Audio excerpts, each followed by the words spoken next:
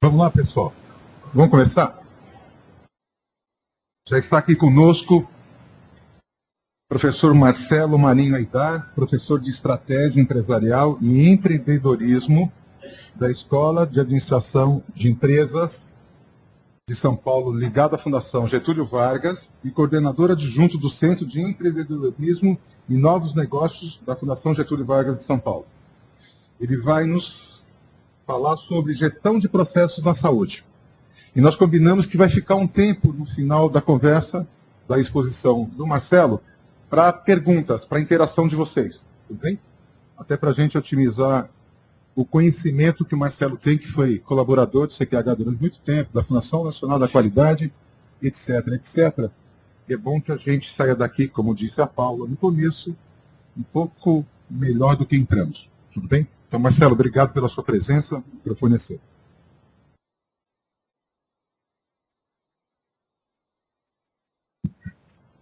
Bom dia, pessoal.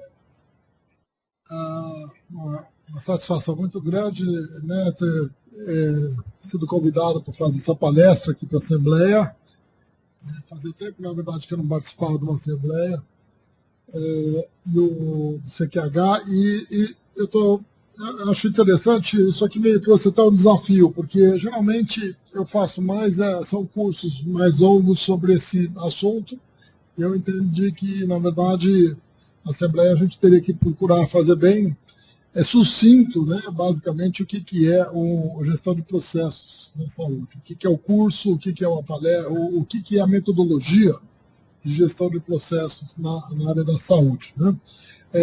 Em termos de teoria, ela não tem tanta teoria, na verdade, isso aqui é muita prática, né? Tem uma metodologia, e é isso que eu consegui, eu busquei nesses poucos minutos aí que eu tenho, resumir essa metodologia. Né? Essa metodologia, a gente eu já trabalho com essa metodologia já há bastante tempo, faz uns 20 anos, do Handler, que é um livro que chama Melhores Desempenhos nas Empresas. A gente fez algumas adaptações, e onde eu mais tenho trabalhado, né, embora não comecei trabalhando com isso na área de saúde, na verdade, a minha experiência hoje de trabalhar gestão de processos tem sido muito mais na saúde do que em outras instituições. Bom, basicamente, o que a gente entende como gestão de processos? Né? Falar em processo, primeiro passo, identificar, mapear, redesenhar e aprimorar os processos. Esses são os termos importantes quando a gente está falando em gestão de processos. Tem muita gente que começa a querer, já começa a trabalhar com processos, sim, vamos desenhar os processos aqui dentro da nossa casa, do hospital, sem ter identificado ou mapeado. Né? A gente pode até dizer que identificar e mapear é muito parecido. Né? Mapear seria só você detalhar um pouquinho melhor ele, colocar em formato de fluxo. Mas antes mesmo de mapear, o primeiro passo, e é um passo importante que as pessoas tendem a achar que isso é fácil, é identificar direito o processo. Né? Eu vejo que os processos são mal identificados às vezes. E eu costumo dizer que se você não identifica direito qual é o processo-chave que você precisa desenhar, você desenha o processo errado. Um exemplo bem óbvio. Eu até vou passar por esse exemplo mais na frente. Quase todo hospital tem problema, até para o hospital público também, de glosas, né, na área de faturamento.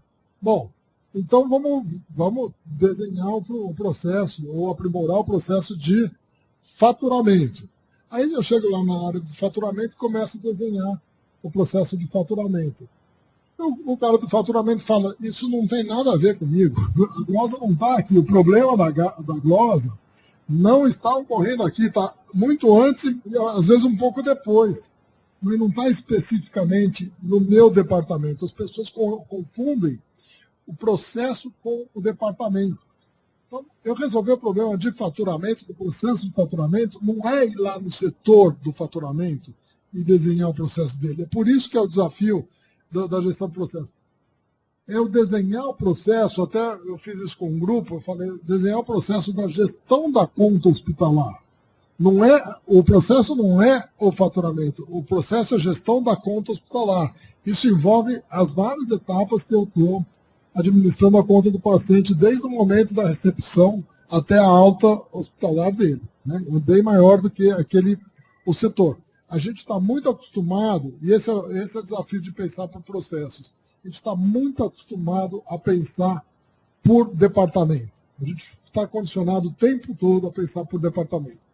Por várias razões, inclusive, e mesmo em escolas de administração a gente faz também isso. Né? A gente está muito condicionado porque a contabilidade nos força a criar centros de custo por departamento, toda a estrutura é criada assim, as chefias, né, a estrutura administrativa é por departamento, só que os processos, eles são interdepartamental. Nós vamos ver isso aqui. Bom, primeira coisa para começar a entender a organização e para você começar a fazer um mapa de processo é você entender o ambiente de negócios que ela está. Eu faço sempre questão de dizer assim, tem gente que fala, não usa o termo de negócios em saúde. Não, a saúde é um negócio como outro qualquer, público, privado, ela é um negócio. Qual o ambiente de negócios e quais são os stakeholders que estão, ou as partes interessadas, que estão envolvidas nesse ambiente de negócio. Né? Então você tem tradicionalmente os stakeholders internos, geralmente são funcionários. Né? Algumas empresas têm os acionistas ainda dentro da estrutura, né? Empresas, vamos dizer, hospitais particulares, mas com estrutura ainda um pouco familiar, pode ser.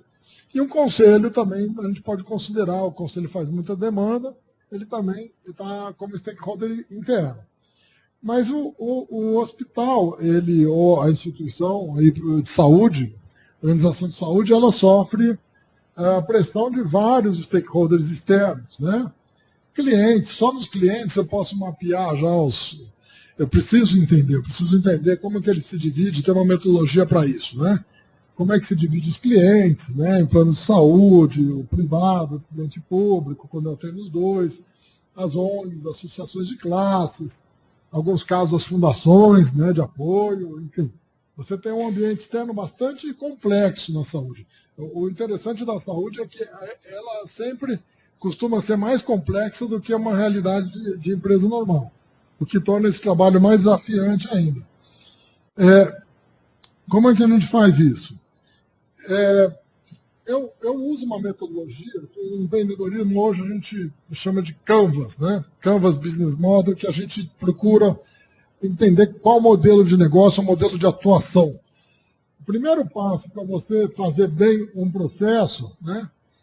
Eu acho que depois a gente pode disponibilizar esse material, tá? Não tem, eu estou vendo que tem muita gente querendo copiar, mas a gente pode disponibilizar sem problema. Primeira coisa, a gente procura entender bem os elementos chaves da organização. Primeiro, obviamente, cliente e os processos fins. É bem interessante, já nos processos fins, né? Essa é uma discussão antiga também. Quais são os processos fins de um hospital, né? Essa discussão também é um pouco interminável. A gente costuma, por exemplo, a área de diagnóstico, apoio ao diagnóstico, é um processo fim do hospital, né? Depende do hospital. Pode ser que ele seja um processo fim, às vezes ele é um processo de apoio clínico para o processo fim, que é o atendimento. Mas se ele é, por exemplo, um apoio ao diagnóstico só para o hospital, ele poderia ser visto como um processo de apoio. No fim das contas, a gente vai chegar à conclusão que tanto faz se ele é fim ou se ele é processo de apoio. Porque, num caso ou no outro, ele é um processo-chave. Então, a gente já não tem mais tanta preocupação em falar o que é fim ou o que é de apoio. Tá? Por exemplo, eu me lembro muito bem, no Hospital das Clínicas, para mim, assim, meu modo de enxergar, eu falava, nutrição é um processo de apoio, não tem a menor dúvida, né? E um dia a nutricionista-chefe virou para mim e falou, mas escuta, tem pacientes que está internado aqui só por conta do tratamento de nutrição metabólica, nem sabia o que era aquilo. Mas, ok, então, nutrição, no limite, também poderia ser um processo fim. tá? Que está em contato direto com o paciente. Eu já vi hospitais aqui em São Paulo que, claramente, posso até falar, o Círio, por exemplo, ele é, obviamente, o diagnóstico, assim como no Einstein, ele é um processo fim. Tanto é que eles estão crescendo muito na área de diagnóstico. Mas, em determinados tipos de exame, o diagnóstico é mais um processo de apoio, de análise patológica, ele fica num processo de apoio. Se você precisar fazer pelo seu plano, eles até fazem, mas você percebe que a estrutura dele não está estruturada como processo fim. No fim das contas, isso não é tão relevante. O que é importante é quais são os processos chaves. Então, mapear clientes, né, os grupos de clientes, mapear quais são os processos que atende cada um dos clientes. Essa metodologia do Canvas ajuda muito, entendeu? Cada cliente tem uma proposta de valor, tem uma expectativa em relação ao serviço. Entender quais são os processos que impactam cada cliente é muito importante. Eu vejo que às vezes as pessoas simplificam e falam assim, o que eu faço obrigado. O que eu faço é igual para todos os clientes. Cuidado, vale a pena. Se eu tenho, por exemplo, um paciente com convênio SUS separado, será que eu estou fazendo exatamente da mesma maneira? Ou o processo eu vou desenhar da mesma forma? Aí eu vou para os processos de apoio ali, não sei porque ficou espremido ali, aqui está escrito, deveria estar escrito processo de apoio, que são esses processos de nutrição, dietética, faturamento, compras. Esses processos de apoio são suportados por parceiros estratégicos. Isso é uma coisa muito interessante também, na metodologia que a gente faz hoje de mapeamento de negócios. O parceiro estratégico os parceiros estratégicos, hoje, eles são fundamentais para qualquer negócio. E no hospital isso não é diferente, né? Na área de tecnologia, isso é fundamental. Esse computador aqui, eu abro ele, eu estou vendo já o selo de 2 parceiros estratégicos, né? O Intel Inside e o Windows 7. Nenhum dos dois faz parte da marca dele, que deve ser um Dell, sei lá.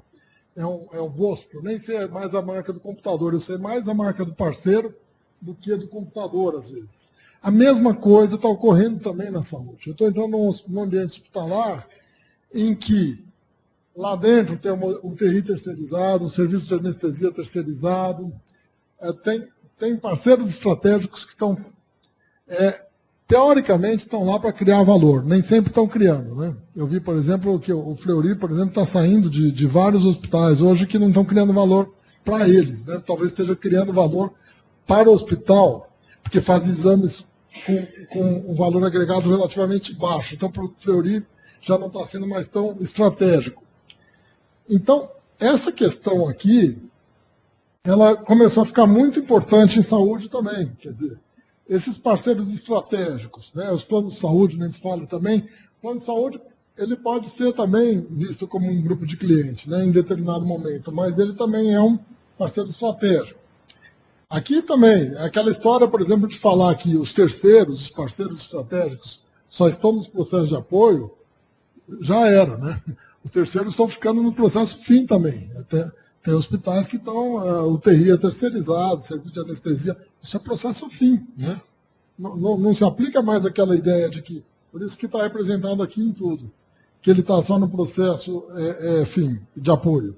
E tem os fornecedores, que a gente não chama de parceiro, tem gente que gosta de chamar de parceiro, mas é só uma forma de agradar o fornecedor, mas não são, né? De insumos, itens que não são críticos para o hospital, que, na verdade, eu posso substituir facilmente. Segurança, recepção terceirizada, isso aqui não é porque a recepção, que é um serviço, que ele vai estar aqui. Eu posso substituir facilmente. Então, ele é um fornecedor. Tá? Esses daqui costumam prover os recursos estratégicos da organização. Entender isso é o primeiro passo. É quase que eu digo assim, é o mapa do Brasil para você desenhar os processos da organização. Depois que você vai começar a entender quais são as vias lá dentro desse ambiente, né? Aí também ainda, não falei, do ambiente competitivo e os órgãos reguladores também que estão, outros stakeholders que estão exigindo muita coisa, tem muito processo. Eu não posso prestar conta só para esse grupo aqui, né? seria muito mais fácil a minha vida, né? Mas eu tenho aqui uns caras aqui que estão me cobrando um monte de coisa, Anvisa, né, secretaria, ministério, eles são quase que clientes, né? Em termos de demandar coisas. Às vezes, talvez, se duvidar, demandam até mais do que muitos clientes, né? E aqui os outros hospitais concorrentes. Isso aqui é indo um pouco já na parte dos processos, tá? Isso aqui é uma visão tradicional, né, que a gente tem, as caixinhas dos departamentos, né, que a gente chama de visão vertical. O problema da visão vertical ou tradicional, que a gente costuma dizer, a maioria dos hospitais, você pedir, por favor, me mostre como é que é o seu hospital, vai mostrar um organograma. O organograma é a visão tradicional, vertical. Ela não mostra quem são os clientes, quem são os produtos e serviços, e nem os fluxos de trabalho. Ela só mostra como que as pessoas foram agrupadas para a eficiência operacional, né? E os relacionamentos verticais. Em resumo, se eu pedir para mostrar uma estrutura do hospital, ele vai me mostrar no máximo quem manda em quem está dentro de cada caixinha, onde que as pessoas estão dentro de uma estrutura. Mas ela não mostra essa visão que a gente começa a chamar de visão horizontal. Então, a gestão por processos, ou a gestão de processos, eu não faço discriminação de nome. As duas coisas, na minha visão, estão certas. Eu posso gerenciar os processos, então eu posso falar de gestão de processos, ou gerenciar por processos também, que é, em vez de gerenciar por departamentos, né, eu vou gerenciar por processo. Para falar a verdade, ou mesmo quando eu estou gerenciando por processos, na prática, até para questões contábeis e tudo, eu não consigo fazer a estrutura virar totalmente por departamentos. Bem ou mal, você acaba tendo que ter centros de custos, ter um comando vertical. É muito difícil você conseguir transformar uma organização totalmente por processo, né? Mas você consegue fazer ela ficar muito mais por processos do que ela está. Como que eu faço isso? Nós vamos ver um pouco, criando, às vezes, alguns comitês, alguns grupos, forças-tarefas, né? Tem estruturas muito burocratizantes, às vezes, no Estado também, que, às vezes, um comitê ele foi criado originalmente para, justamente, dar conta do que ocorre em mais de um departamento. Acho que um bom exemplo é um comitê de infecção hospitalar, né? Na minha visão, antes de conhecer a área de saúde, para mim, as visões que eu tinha sempre de comitê eram estruturas periódicas, adocráticas, né, que elas se desfazem depois que resolvem o problema. Quando eu comecei a conhecer a área de saúde, eu vi que tem comitês que têm cara de departamento e que eles perderam, às vezes, a função do comitê. Se ele é um departamento, ele é mais uma caixinha aqui, que às vezes não está interrelacionando com os demais, né? Quando você vê aquele comitê permanente de não sei o que lá. Bom, ele é mais um departamento. Então, ele também deveria ser pensado. Por exemplo, eu posso ter um comitê de compras. Compras na área de saúde costuma ser uma coisa complicada, né? Sempre é complicado, porque é aquela situação que você fala assim, mas o produto veio fora de especificação, né? O fio cirúrgico não era esse, ele está horrível, ele quebra, a luva também rasga. Isso provavelmente não tem um departamento responsável. Se você for lá na área de compras, vai falar, a culpa foi sua, a área de compras vai falar, não, porque o usuário não especificou direito, a gente vai ficar nessa discussão eterna, né? Ou a área de estoque, ficou muito tempo armazenado, enfim. Você vai ter que reunir as pessoas num comitê de compras. Esse comitê vai ter que se reunir periodicamente, mas ele não é uma estrutura estável, né? Isso é uma forma de eu começar a enxergar mais a inter-relação entre os departamentos. Não dá para fazer gestão por processos com uma maneira ainda muito verticalizada, muito de departamentos, porque você não consegue entender esses sistemas de feedback, de entradas e saídas. A visão sistêmica é exatamente porque vem de sistemas, né? Um sistema tem um input, um output, um processamento e tem um sistema de retroalimentação. Então, você, para gerir por processos, tem que entender muito bem como é que isso aqui ocorre, né? E o Hamler e Bratt, que são os fundadores desse modelo de gestão por processo, eles falaram uma coisa interessante, que eles falam, as maiores oportunidades de melhoria no desempenho estão nas interfaces funcionais, naquele ponto em que o bastão é passado. Imagina a corrida de revezamento, isso quer dizer, a equipe que vai ter melhor desempenho é aquela que fizer melhor a passagem do bastão, né? Então, e para eles também, você não conseguir melhorar o desempenho dos processos implica não melhorar o desempenho da organização, né? Não gerenciar os processos de maneira efetiva, não gerenciar efetivamente os negócios. A visão deles, e de muitos da área de qualidade, né, é o seguinte, não adianta você ficar pressionando as pessoas se você não está desenhando os processos de maneira que as pessoas possam ser efetivas, né? Isso, o Deming, muitos gurus de qualidade já falaram, né? Não adianta ficar fazendo slogan, vamos melhorar a qualidade. Tem que desenhar um processo que eu possa ter qualidade. As pessoas lá dentro, processo mal desenhado, não adianta esperar das pessoas que elas vão ter bom desempenho. Premissas para um modelo por processos. Isso é muito importante. Clareza estratégica. De todos esses, talvez, esse seja o mais importante, clareza estratégica. É difícil, é muito difícil você entrar numa organização para fazer gestão por processo se ela não tiver clareza estratégica de onde que ela está indo.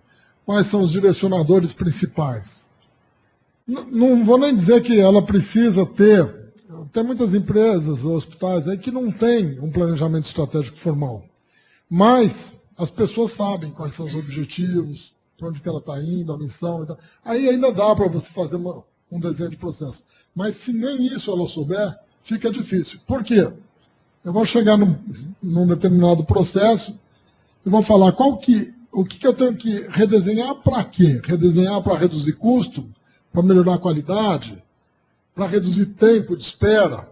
Geralmente pode pôr esses 3 fatores que costuma dar certo. Geralmente eu desenho um processo para reduzir custo, melhorar a qualidade ou reduzir tempo, né? Os outros são variantes disso, no fim das contas, porque melhorar a qualidade pode ser um monte de coisa, né? Uma certa disciplina estratégica e foco em recursos humanos. As pessoas precisam ser capacitadas a fazer isso. Essa metodologia, ela preconiza um modelo bastante participativo.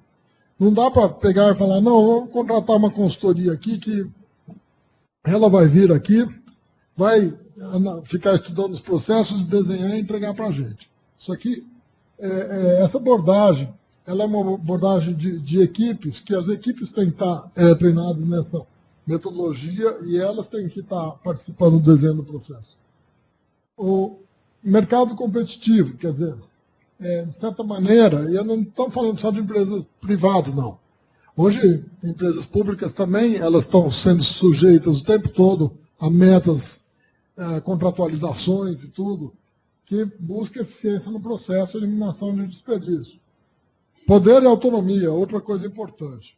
Também não adianta fazer todo esse esforço se no fim você não pode mexer nada, tá certo? Então, não adianta eu redesenhar totalmente o processo de compras, aí não pode, você não pode mexer no processo que o jurídico tem que autorizar. Bom, então, por que o jurídico não participou do time de compras? Aliás, ele deveria estar no time de compras também, quando eu redesenhei esse processo. Como é que eu posso tornar mais eficiente a compra? E preocupação com inovação e melhoria contínua. Para não estourar muito tempo, eu tenho isso aqui, eu faço às vezes 16 horas com exercício, né? Mas a gente tem 11 passos, vamos dizer, que a gente fala principais, eu vou passar muito rápido por eles, para você fazer a melhoria dos processos, né? Primeiro, identificar qual a questão crítica que eu quero melhorar. Opa, pulei um, acho. Selecionar um processo crítico pressupõe você ter, na verdade, o primeiro passo seria, não sei o que aconteceu aqui, ele aumentar a rotatividade do leito. Esta é a questão crítica. Qual o processo que está envolvido? Internação de clínica. Segundo ponto, aumentar o número de clientes, só a questão crítica. Quais são as questões críticas que eu tenho e que processos que elas estão, a que processos elas estão me remetendo, tá? Então, terceiro, aumentar a satisfação do paciente ambulatorial. Eu peguei alguns exemplos, tá? De, olha lá, faturar 100% dos procedimentos, foi aquele que eu falei no começo. Gerenciamento da conta hospitalar e não faturamento do processo. Quer dizer, eu identifiquei que o meu problema é glosa, aqui eu estou falando de glosa. Poderia pôr que a questão crítica é reduzir glosas. E o processo-chave que eu vou desenhar é gerenciamento da conta hospitalar. Né? Selecionar líder e membro da equipe. Né? Os líderes.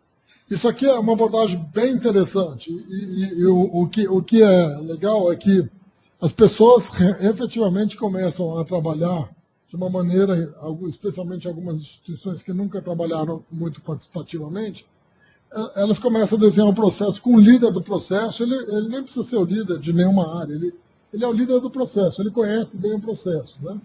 E traz pessoas da equipe que estejam envolvidas, pelo menos uma das funções do processo. Então, eu estava falando lá da compras, eu vou pegar um cara de cada etapa do processo. Se eu quiser trabalhar no comitê de infecção hospitalar, mas um que seja provisório também. Bom, eu vou analisar. A infecção hospitalar pode ter origem desde a lavanderia, nutrição, onde mais? A equipe de médica mesmo, enfermeiros. Eu vou juntar uma equipe bem multidisciplinar. E essa equipe vai tentar montar juntos o fluxograma. Você seleciona o membro, você dá treinamento, aqui é um treinamento que a gente chama do MASP, né? Isso aqui tem vários nomes para essa metodologia, né? O MASP, o MAMP, ou ferramenta de qualidade, metodologia de análise e solução de problemas, ou método para análise e melhoria de processo. A mesma coisa, são as tais das 7 ferramentas tradicionais da qualidade. Basicamente, treina a equipe no quê? Nas ferramentas analíticas. Como montar um fluxo, né? Aqui é a primeira etapa, para conhecer um processo. Como identificar problemas chaves, diagramas de Pareto e tal. Análise, avaliação de possíveis causas, espinha de peixe. Então, eu começo a dar ferramenta, mas o mais importante, disciplinar as pessoas a entender que o problema é diferente da solução que eu estou propondo. Né? Exemplo disso, as pessoas estão muito condicionadas, quando você começa a desenhar processo. A questão crítica, por exemplo, ela coloca que é contratar mais médicos ou contratar mais enfermeiros. Tipicamente um viés de percepção do que é a questão crítica. Isso nunca vai ser uma questão crítica. Isso é, no máximo, a solução para um problema. E pode não ser a única, pode ter outras soluções. Né? Pode modificar jornadas de trabalho, enfim. Não precisa, esse não é o problema. Essa metodologia ajuda as pessoas a... Tanto é que quando eu começo a fazer esse exercício, as pessoas já vão direto na solução. Então, por que eu estou fazendo toda essa metodologia se eu já sei a solução? Na verdade, a ideia é que eu consigo, talvez, enxergar outros gargalos no problema, né? E outras formas de resolver também. Então, o método, isso aqui é um método lá ampliado, né? O MASP, método para análise e melhoria, o MAMP aqui no caso, método para análise e melhoria de processo, o método de análise e solução de problemas, que ele fala, em primeiro lugar, se analisa, usa ferramentas analíticas, depois você gera alternativas, avalia as alternativas e faz a aplicação das mudanças. Esse tipo de coisa, tem muita gente que fala, pô, mas isso é dos anos 80. É mesmo. É dos anos 80 mesmo, isso aqui. Isso daqui eu vejo mudar, e a gente continua falando das mesmas ferramentas. E ainda vejo que as pessoas não usam bem muitas dessas ferramentas para fazer melhoria. Né? Tem muito o que fazer. E mais interessante, nos anos 80 e 90 a gente não tinha ferramentas que a gente tem hoje de informática. Por exemplo, a Excel hoje ajuda a fazer um monte dessas análises. Eu não preciso mais fazer formulário de coleta de dados, eu consigo fazer correlações, coisas que eu consigo analisar a base de dados mais online do que eu fazia antigamente, mas a estrutura mental de solução de problemas é muito mesmo dessa. Analisa o problema, identifica correções e faz o planejamento da mudança. Né? Então, mas eu não estou falando tudo aquilo. Eu falei que a etapa 4 é treinar a equipe com isso. Etapa 5, desenvolve o mapa ideal, o mapa atual de um processo. Então, eu desenhei um processo qualquer de pedido de compra, que eu procuro desenhar um mapa atual. Nessa fase, o que eu faço com as pessoas? As pessoas, é incrível, elas tendem sempre a já desenhar um mapa ideal. Elas não costumam desenhar um mapa atual. Eles não falam, por exemplo, que tem a turma de compras não vai mostrar um caminho crítico que ele faz para compras emergencial. Mas quase todas as compras são emergenciais. Só que na hora que ele desenha, ele não desenha o caminho da compra emergencial. Ele só desenha da compra normal. Mas você não está desenhando como que acontece, de verdade. Então, tem que desenhar como que acontece com todos os problemas, para depois você poder falar o como deveria acontecer. A gente faz muito esse contraste. Olha, daria para eliminar todas essas fases do processo se eu fizesse o pedido aqui no começo certinho. Então, lá na frente que eu vou desenvolver o mapa ideal. Mas ainda antes disso, de eu ir para o mapa ideal, eu preciso identificar os fios desligados. Né? Os fios desligados são problemas do processo, problemas redundantes, várias pessoas fazendo a mesma coisa, uma área não está conversando com a outra, não está bem claro o formulário de especificação, tem vários problemas. Geralmente são problemas de fios desligados, normas que estão atrapalhando, regulamentos, assinaturas que precisam ser pego, que ninguém sabe muito bem por quê. Eu identifico fios desligados, né? Analiso esses fios desligados com as ferramentas, por que está tendo tanta demora. A metodologia de medir aqui é muito importante, né? A gente precisa estar medindo o tempo todo, porque senão é muito fácil eu falar, olha, agora melhorou muito o processo. Aliás, é comum isso. Melhorei muito o processo de atendimento, de fila de espera. Bom, você media quanto que ela estava antes, quanto que ela ficou depois? Isso é muito importante. Inclusive está na ferramenta lá, sugerindo que você faça antes e depois. Analisa e depois você desenvolve o mapa ideal. O mapa ideal, olha, é aquele lá. Eu identifiquei vários fios desligados aqui, né? Está vendo esses aqui que eu apaguei? Que tinha pedidos redundantes, eu tinha que ficar checando com o cliente, faltava especificação no formulário. Enfim, eu vou identificando vários probleminhas no processo que eu consegui tornar ele mais efetivo. Estabeleço as medidas e falo, bom, para que o desenho fique mais simplificado, eu preciso que esse pedido saia certo 100% completo, 100% na primeira vez, né? E estabeleço as medidas, planejo as mudanças, né? Como é que eu vou eliminar, modificar cargos, programa de treinamento e faço a implementação. Né? Faço a implementação, o tempo da implementação, obviamente, vai depender muito de processo para processo. Tem processos que são mais fáceis de mudar, outros são processos bastante complexos. Né? E, inclusive, nas ferramentas, uma das que a gente usa na solução de problemas é a tal da matriz de priorização, em que uma das coisas que você pode ponderar é o tempo, a resistência que as pessoas vão ter. Às vezes você tem uma ótima solução, mas aquilo lá vai ter uma resistência cultural muito grande. Às vezes dá para pegar alguns atalhos? Dá. Então vamos pegar atalhos. Por que eu preciso ir pela área de maior resistência? Né? Tem algumas áreas que você não consegue mudar. Só porque você desenhou um processo mais bonitinho, a área vai ter muita resistência em mudar aquela forma. Né? Então, esses seriam os principais pontos aí da apresentação. Se quiser abrir, acho que até estourei um pouco de tempo, né? Não? Podemos então abrir para as questões.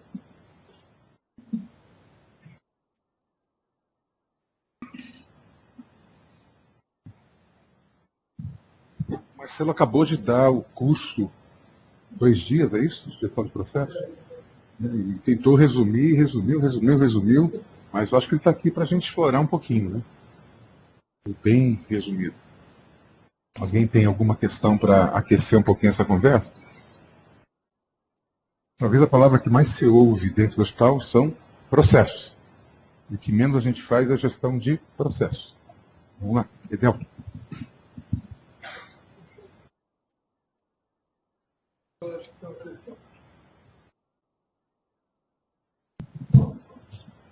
Marcelo. Não, pode, depois não. Vou fazer uma pergunta de quem está há muito tempo na estrada. Né? quando a gente começou a se envolver com a administração dentro da área da saúde, a gente esbarrava em um monte de coisa, mas principalmente no nosso grande desconhecimento, né? Nosso próprio desconhecimento. Quando você disse que sua experiência na área de saúde foi uma coisa que veio com sua parceria aqui no CQH e tal, eu gostaria que você apontasse quais foram os principais problemas que você encontrou para passar toda essa teoria que as empresas já desenvolviam para dentro do setor onde havia um dono de alguma coisa, onde havia alguém com preconceito, a ponto de colocar em dúvida se a saúde é ou não é um negócio. Excelente pergunta, Edelton. Acho que você já deu a resposta na pergunta, né? A principal resistência foi essa mesmo. A saúde não é um negócio. Essa eu ouvi até de diretores falar, Marcelo, evita falar que a saúde é um negócio. E eu pensei muito naquilo, eu falei, não, eu nunca vou evitar isso, porque senão eu tô negando o que eu mais acredito, ela é um negócio como outro qualquer. Eu acho, por exemplo, que tem um mito para mim, que é achar que as empresas dos outros setores estão muito mais evoluídas na área de saúde. Acho que as pessoas da área de saúde costumam falar, puxa vida, a saúde está muitos anos atrás. Acho que não é bem verdade. Em algumas, na parte de operacional especificamente, eu já vi dezenas de processos e trabalhos de melhoria de processos que a gente vê muito setor não conseguindo fazer tão bem feito. É claro que o setor industrial tem 1000 vantagens, é mais fácil, os processos são mais simples. Mas na área de serviços, os outros serviços, universidades, eu não vejo, por exemplo, universidades muito mais evoluídas, por exemplo, do que a maioria dos hospitais aí, ou do que muitos hospitais. Então, acho que os hospitais estão lá na frente, mas eu acho que um dos pontos, o primeiro ponto, acho que você colocou bem, é não querer se enxergar como negócio. A segunda resistência muito frequente que vem da alta direção, aliás, vamos deixar isso como um terceiro. O segundo é não medir. Eu acho que tem uma resistência, sim, no hospital de medir. Isso atrapalha muito a melhoria. Eu consigo, às vezes, desenhar bem processos e tal, as pessoas enxergam o processo, eu falo, puxa vida, meio caminho andado. Mas na hora de medir, na hora de falar, me mostra os indicadores, os reloginhos desse processo, eu tenho uma dificuldade enorme. E quando eu consigo, com muito esforço, aí vem a terceira resistência, que é comparar. As áreas não gostam de se comparar, e vocês fazem isso aqui na Assembleia direto, né? Aliás, eu acho que essa é uma primazia do CQH. O CQH, acho que trouxe essa cultura de comparação para os hospitais que é fantástica, porque eu já sentei na mesa com diretores de institutos e comparando, né, com muito esforço de coletar alguns dados, comparando gráficos e indicadores, o diretor fala, esse você não pode comparar com aquele. Eu falei, eu posso, estou falando do mesmo indicador. A comparação pode não ser pertinente, mas vamos comparar. Né? A gente fez aqui no CQH, uma época, o grupo lá de hospitais pediátricos. Né? Já que não posso comparar com o hospital, vamos comparar o hospital pediátrico com o hospital pediátrico.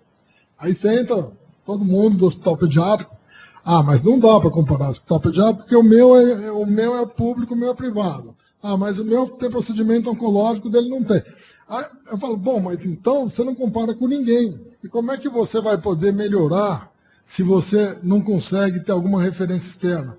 Então, acho que essa é uma principal resistência. As pessoas deveriam, na área de saúde, falar assim, deixa eu comparar. Não é a melhor comparação. Eu sou diferente dele. Mas deixa eu entender, se eu sou tão diferente assim, a partir daí, se eu não estou tão longe, eu não poderia estar mais próximo do desempenho dele. Outra coisa na infecção hospitalar. Quando alguém vem com infecção hospitalar muito baixa, o cara fala, não está medindo direito. Então, esses eu acho que são alguns pontos interessantes. Né? Por favor. Oi, bom dia. Eu sou Eliane, eu estou em gestão de processos há 22 anos em hospital público. E eu posso dizer que eu tenho um divisor de águas, né? Que foi conhecer há 10 anos atrás, essas possibilidades desses processos aqui mesmo no CQH. Só que eu vejo que a nossa grande dificuldade é que a gente pega do meio. É como você pegar um apartamento e falar assim, eu quero reformar tudo isso aqui, né? É uma coisa. Outra coisa é o arquiteto pegar o apartamento novinho, tudo branco, né, sem as paredes, e falar, bom, daqui eu vou fazer daqui para frente. E eu nunca peguei, quer dizer, eu poderia ter pego, se eu tivesse tido esse tipo de formação na faculdade, que eu não tive, e eu não sei, hoje, 20 anos depois, eu até queria saber como é que está isso nas universidades, nas faculdades de enfermagem, nas faculdades médicas, mesmo na faculdade de administração, o quanto se pensa nesses processos, nesses estudos, nesse mapeamento de processo, porque eu peguei, o meu hospital eu peguei no zero, mas eu tinha 24 anos, tinha acabado de sair da faculdade, eu não sabia nada disso, e já me ofereceram uma gerência de pediatria, e que eu fui desenvolvendo, mas dentro das possibilidades. Então, hoje eu falei até para a Mirtz no nosso café, aí, que eu queria quebrar tudo, passar a borracha em tudo, e começar do zero. Que aí eu acho que a gente faria bem melhor. Por que eu estou dizendo isso? Porque eu tenho muita dificuldade de acesso às equipes para montar os processos. Eles acham que eu que tenho que fazer. Se eu sou qualidade, então eu tenho que fazer. Como é que eu vou saber todos os processos do hospital? Como é que uma equipe de 3, de 4, de 2, de 1, eu cheguei a ser sozinha na equipe da qualidade, hoje eu estou em 3 pessoas, mas como que eu vou fazer o processo de todos os processos do hospital? É impossível, né? E fazer com que as pessoas entendam que eles são os técnicos, eles são os gerentes, eles são os atuantes, eles são os personagens daquela história, eles é que têm que fazer. Eu posso mostrar o esqueleto, a teoria parece fácil, né? É bonita, mas eu acho muito difícil de implantar. Eu não sei se você, Marcelo, está só na universidade ou se você está dentro do hospital, mas coloca um pouco dessa experiência para nós, do que você puder, dentro do começar um negócio ou então reformar o negócio. Legal. Tem várias perguntas, vou tentar responder todas elas rapidamente. Primeiro, a questão de que os alunos, eu estou há 14 anos dando aula no curso de graduação de administração aqui da FGV. Eu dei meu exame final agora, antes de vir para cá. Eu acho, por exemplo, nenhum aluno de administração de uma escola que a gente considera, talvez, de ponta aí, eles tenham essa visão. Até eles vão falar, isso é muito operacionalzão e tal. Mas ele não saberia, talvez, infelizmente, isso para mim é uma falha na escola, né? A gente já tentou fazer umas eletivas, uns cursos assim, mas eu acho que ainda tem uma coisa assim, na minha visão, nos cursos de falar assim, não, mas isso é metodologia de melhoria da qualidade, será que ainda o paradigma da qualidade ainda está vivo? Então tem um pouco dessa questão. Eles passam, às vezes, curso inteiro, aprendendo um monte de teoria, de um monte de coisa sofisticadíssima, mas não sabe fazer, às vezes, um fluxograma, um processo, um redesenho de processo. E vão perceber isso, como você falou muito bem, depois que eles viram gestores.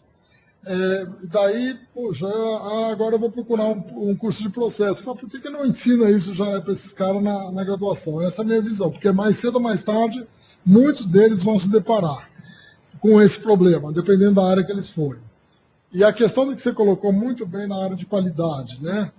A área de qualidade, o paradigma antigo da qualidade, isso eu conheci porque eu comecei a minha carreira de consultor numa empresa de qualidade que ela fazia qualidade, certificações de 9.000, gestão de qualidade total.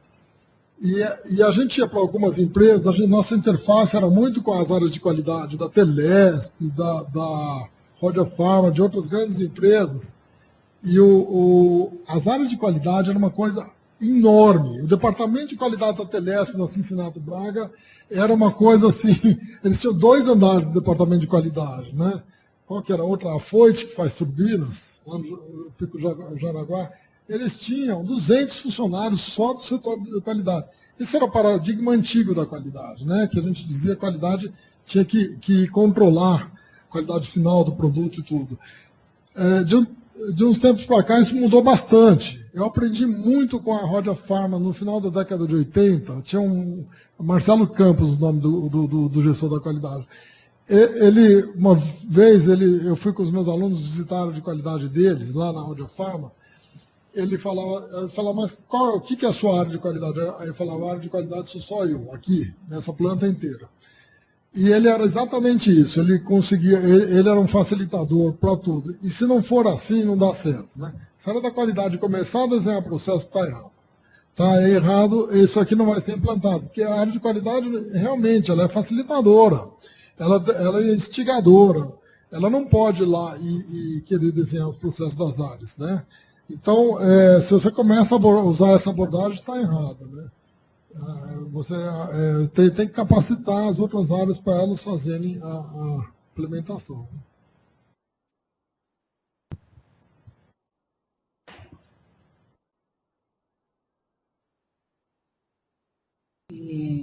Eu gostaria que você comentasse o seguinte: tenho visto a preocupação com implantação de gerenciamento de riscos, segurança do paciente, e o mapeamento dos riscos, a partir do mapeamento dos processos, é uma descoberta da pólvora importante. É verdade. E isso acho que tem reforçado a importância do mapeamento. É por aí, a gente deve orientar e instruir, não como um atrativo para se mapear os processos, mas como fundamental. Queria saber sua visão e se a gente deve reforçar isso. Perfeito, sua colocação. Eu acho que concordo totalmente. Eu acho que deve reforçar, sim. Eu acho que deve reforçar. Eu acho que os modelos, eles vêm e voltam, às vezes com uma roupagem um pouquinho diferente, com um nome um pouquinho diferente, mas se você for olhar, a coisa está lá o tempo todo. Essa coisa de gestão de risco hospitalar, eu acho que ela exige até, eu imagino, uma visão muito similar a essa que a gente tem de gerenciamento de processo, porque você tem que mapear riscos. Por exemplo, todos os mapeamentos ambientais também nas empresas hoje. Elas têm que fazer, a parte de saúde e segurança no trabalho também tem que fazer isso. Quer dizer, tem muitas áreas que hoje estão sendo solicitadas que mapeiem riscos, problemas e mostrem esse mapeamento. Porque o mais importante, para falar a verdade, não é tanto o fato de você, vamos dizer, ter riscos. O que mais incomoda, vamos dizer, os órgãos fiscalizadores, as auditorias, é o fato de eles não estarem mapeados. Porque todo mundo tem riscos, né? O que eu também acabo fazendo nas consultorias, às vezes, é o seguinte: não tem problema você ter não conformidade do processo. O problema é você não ter mapeado, você não ter um plano de ação sobre eles, porque todo mundo está vulnerável em vários lugares, né? Então, eu acho que pegar a onda do risco hospitalar e tal, gestão de risco no hospital, eu acho muito bom. É um bom exemplo de como que essa abordagem se aplica totalmente num problema que é muito atual no hospital, né?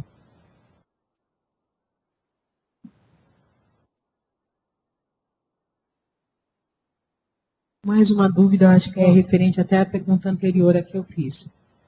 A qualidade, ela é um facilitador. A gente deve atuar junto com os líderes, as pessoas-chave, para levantar. Só que existe um trabalho final, ou a formatação através de uma ferramenta, que deve, ou é mais fácil estar centralizada para garantir um formato, né? Então, eu queria também entender se é por aí mesmo, a gente levantar, mas talvez tenha que ter uma equipe que vai formalizar. Boa questão. Acho que complementa bem a questão que ela tinha levantado o tal do escritório da qualidade, né? Precisa ter um escritório da qualidade, né? Em alguns lugares chama de redesenho. Eu gosto também da ideia de você ter uma área de qualidade. Tem gente que acha que não precisa. Eu acho que precisa, sim. Eu acho que ela organiza, porque a decorrência desse trabalho, o próximo passo desse trabalho, e que a gente vai além, que é criar os POPs, Procedimento Operacional Padrão. Bom, como é que você vai ter um POP organizadinho, um conjunto de procedimento operacional padrão organizado, por setor, por numeração? Como que é? Quem que vai publicar isso no site? Quem que vai falar o que está ultrapassado, que precisa ser refeito? Eu acho muito importante. Tá? Eu acho até que, dependendo do tamanho do hospital, você ter 2, 3 pessoas nessa área organizando isso, eu acho super bom. Não é que eu estou falando que eu sou contra. Mas ele tem que estar justamente fazendo esse papel, que eu estou chamando de papel de facilitador. Né? Facilitador, assim, olha, vamos fazer o POP, esse POP tem que ser essa numeração, a sua área precisa de capacitação na área de processo, que ainda não tem, está fora do padrão. Esse que eu acho que tem que ser o papel da área da qualidade. Quando ele começa a desenhar, ele muitos processos ele já foi um pouco além. Tá? Se no começo, talvez ainda tudo bem, a área de qualidade está. Né? Eu lembro muito da abordagem da qualidade total, tinha uns gráficos que a gente mostrava assim, o papel dos consultores ou da equipe da qualidade. Ele, no começo, ele é muito alto, mas ele vai caindo, né? Ele vai caindo e vai aumentando o papel dos gestores. Então, ele tem que ser quase que essa enzima, aí, o acelerador, o facilitador, para começar o processo. Mas depois... E também não precisa ser só a área da qualidade. Você pode, se você tem uma estrutura muito grande, você pode ter facilitadores de outras áreas, tanto melhor, porque eles não vão ficar a vida inteira fazendo isso, eles vão só no começo do processo ajudar isso, né?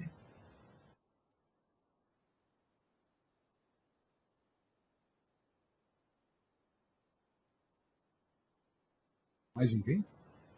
Cortamos o assunto? Marcelo, deixa eu falar uma coisa que eu acho que é importante. A qualidade, às vezes, assume um papel muito de fiscalizador e não de facilitador. Assume muito papel de auditoria. Né? E aí acaba criando atritos. Né? Ainda mais numa instituição que tem, há muito, o seu formato verticalizado. Né? A gente tem boas iniciativas, inclusive públicas, de obrigar a fazer gestão do risco, senão não leva grana, né?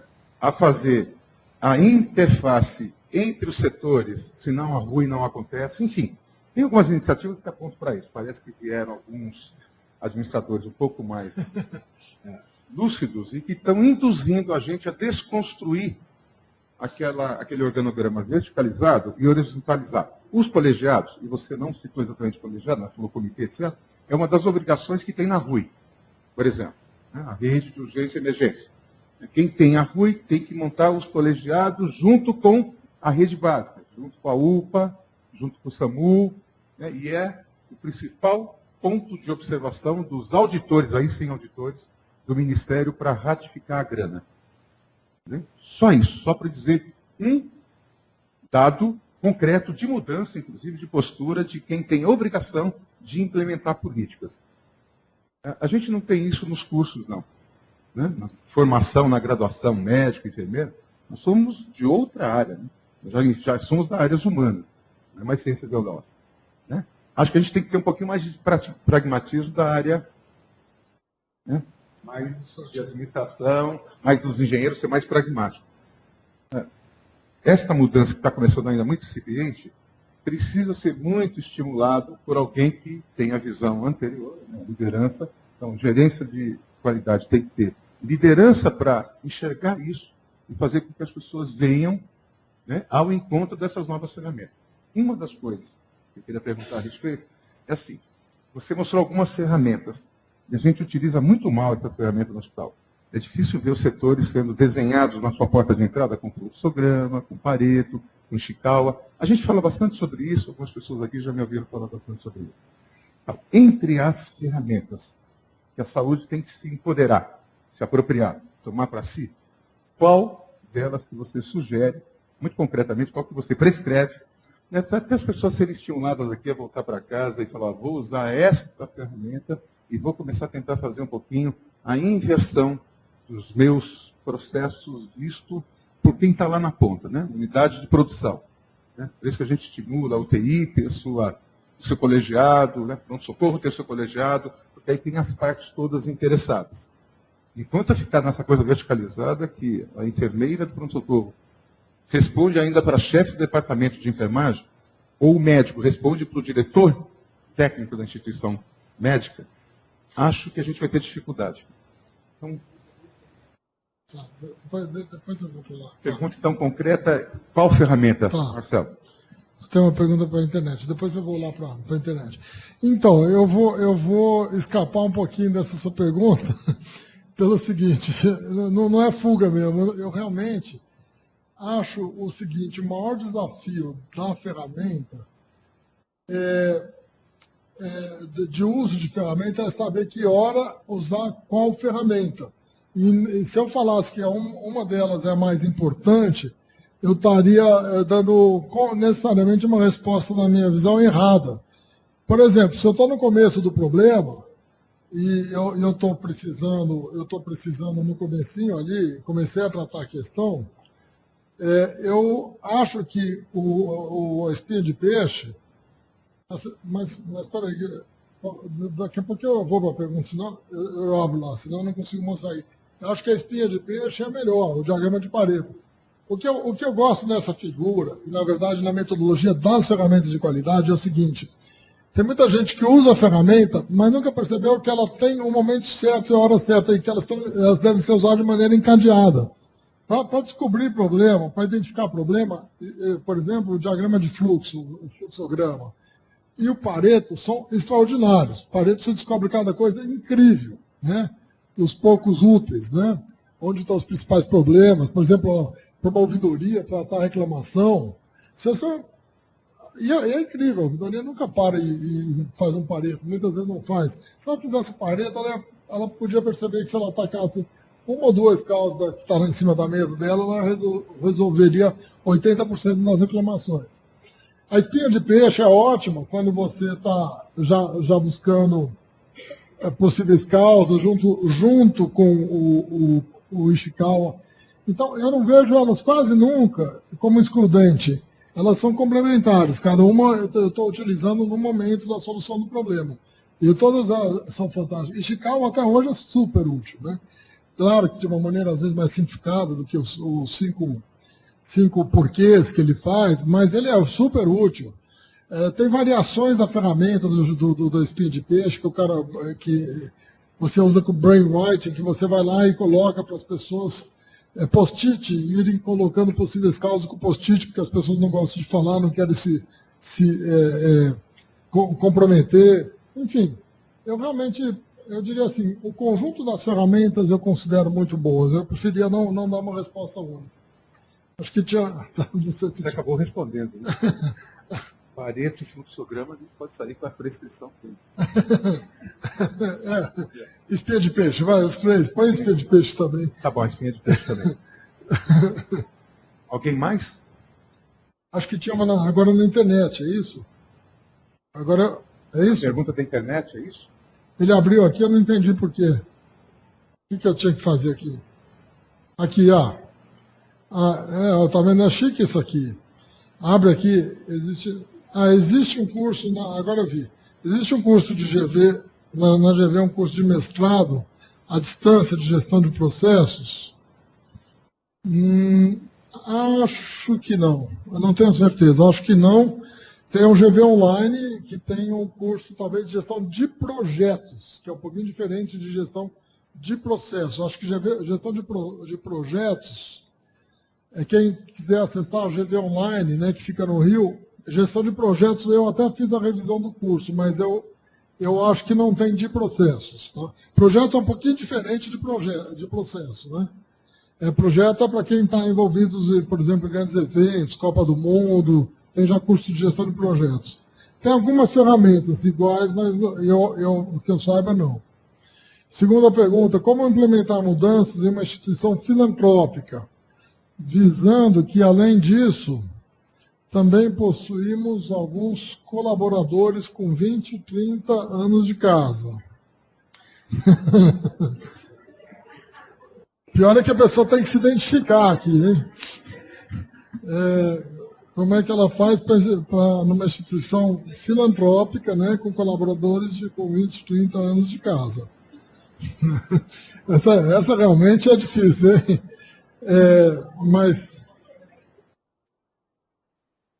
Mas eu não vejo por que não tentar envolvê-los também. Eu acho que nós temos gente aqui com 20 anos de casa que está envolvido em desenho de processos, em mapa de processo.